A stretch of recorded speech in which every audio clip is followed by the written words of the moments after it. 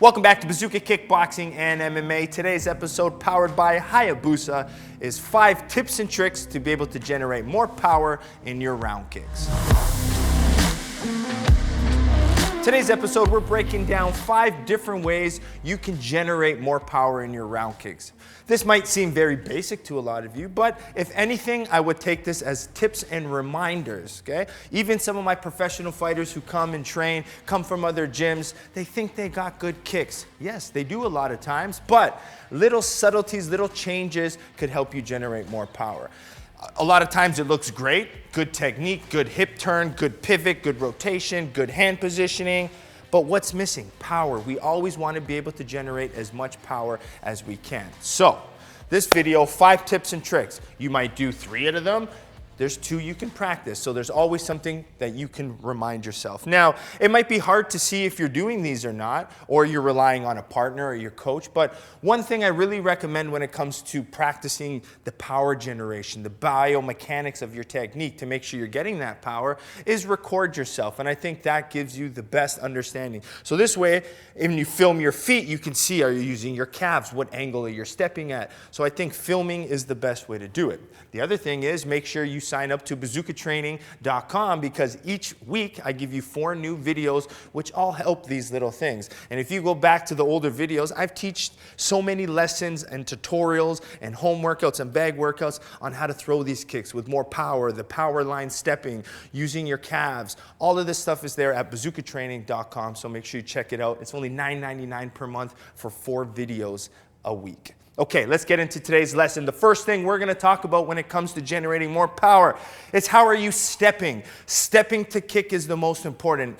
And even from beginners, it drives me nuts when I see coaches getting their fighters to throw round kicks from a stationary position. I get what they're trying to do. Yes, by throwing your kick stationary, it's forcing you to have to use the right muscles. But to generate the most power, there needs to be a step. There needs to be that driving of momentum. It's called weight transfer. So when you talk about the transfer of power in your kick, you have to think the first thing is lengthening of the stance. I need to be able to push off that rear calf. So stepping allows me to do it, but stepping in the right direction is the key in point 1. Now, if I just step straight, right, it's harder for me to get my hips right around. So if I'm throwing my right round kick, I need to step out a little bit, okay? By stepping out and forward, 1, it lengthens my stance, but 2, it's stepping out helps me open up my hips. I hate when people step the wrong way to kick. You got to open your hips. This way you can generate as much power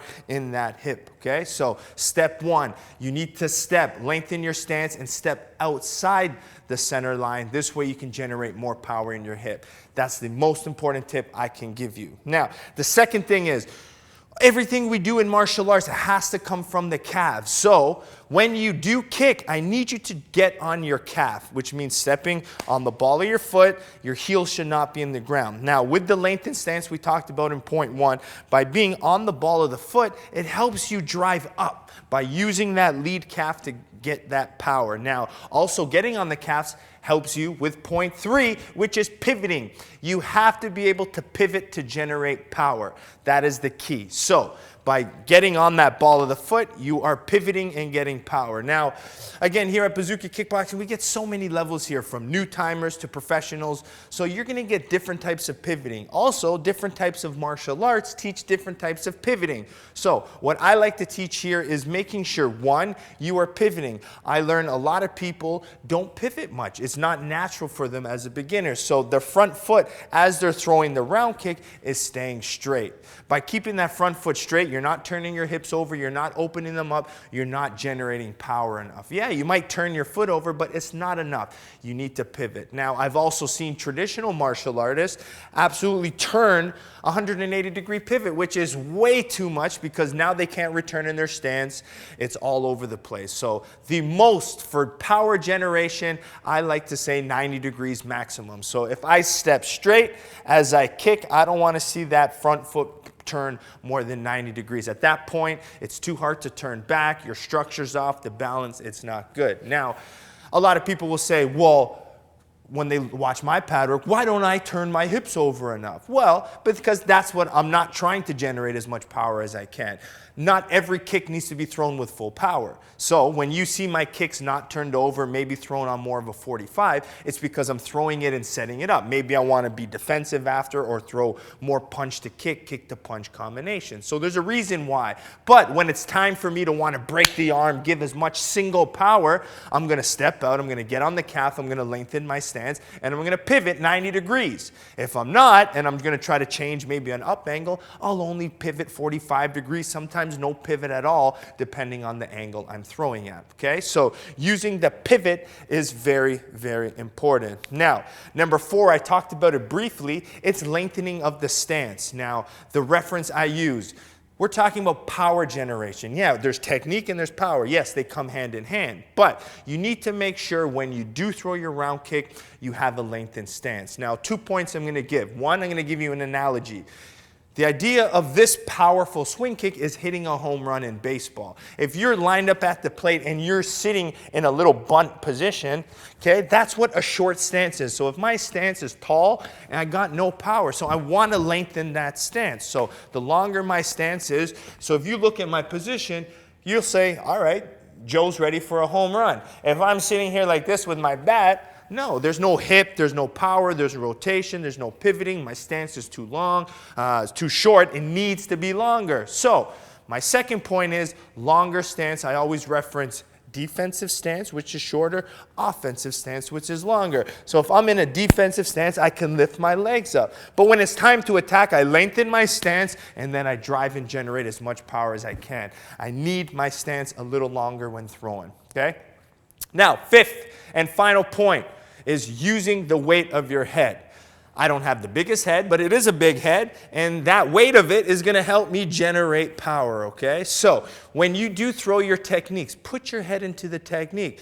Now, a lot of times when I see people throw their kicks, they have a habit of putting their head back. So they'll throw a left kick, boom, head comes back, right? They throw a right kick, head comes back. So if head comes back, yes, there's a lot of issues around it.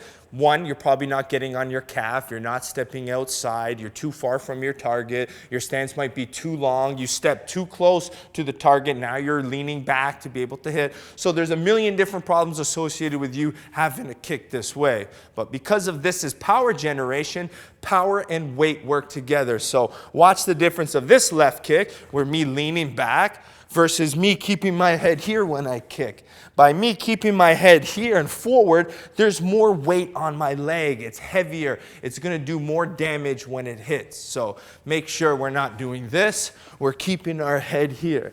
Now remember, you might want to kick and exit. Boom, do this. Yeah, but when you want to generate power, your head has to play, because more weight, more power, more damage. Okay? So 5 different tips. Think about these all, okay? I mean, each kick has to be different. If you're setting it up a combination for speed, you're not going to pivot, you're not going to be as long in a stance, you're not going to maybe be on your calf as much, you might not step off center line as much. So depending on what you're doing, it matters. But when you're doing your pad work, when you're doing something where you want to generate as much power in your kicks as possible, these 5 tips are going to help you, okay? Step, please. Please. Everything is in momentum. It's like punch. Punch. No, to punch, you got to step. That weight transfer is going to help you dig. It's going to help you grind those punches.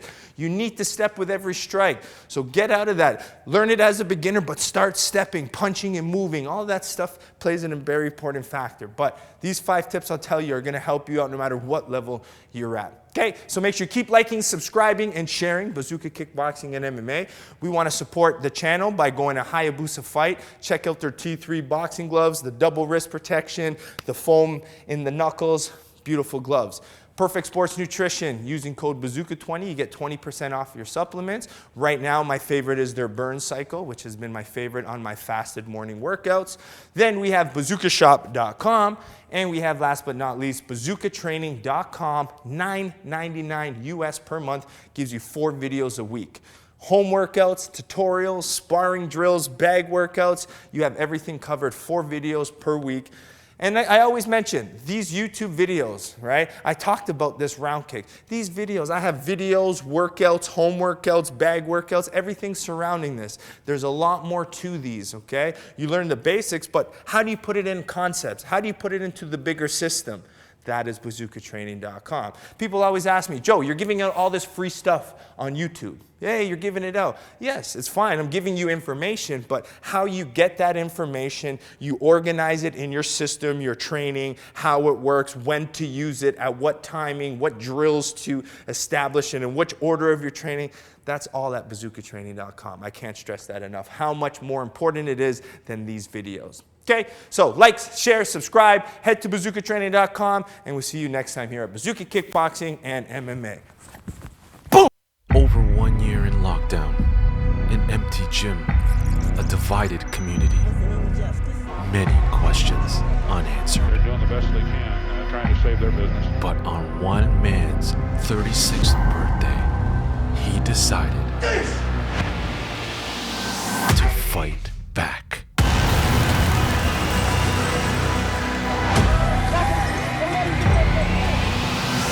Subscribe now for only $9.99 USD a month. BazookaTraining.com.